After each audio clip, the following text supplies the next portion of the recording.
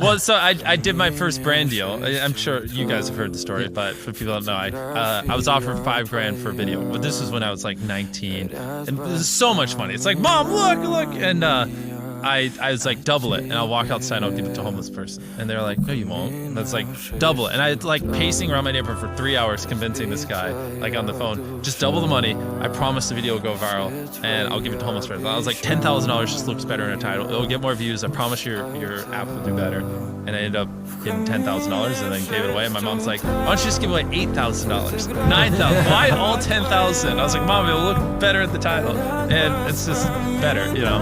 And that's basically that. I mean, you started in your bedroom, right, at the cost of zero. Exactly. But still, I'd love to work our way up, not just go, hey, look at this, because now I just seem like some dumb rich YouTuber. Yeah. So not only are we here in your, brand new studio, but we're here in your hometown. Yeah. And I think that's been one of the most interesting things to experience is spending a day with you here. Yeah. Even spending time with your mom, even some of the places. Out of context. That's a fun sentence.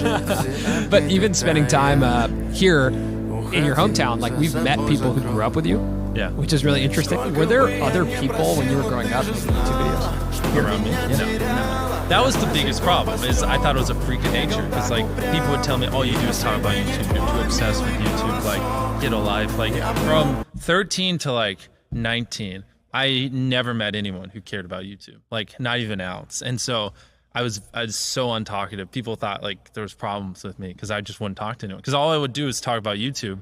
And after a while, like you realize like no one cares. Like you just get labeled as the guy that just only likes YouTube. And so I kind of just like didn't talk at all. And then when I was 19 and I had like 10,000 subscribers, maybe it was like 18.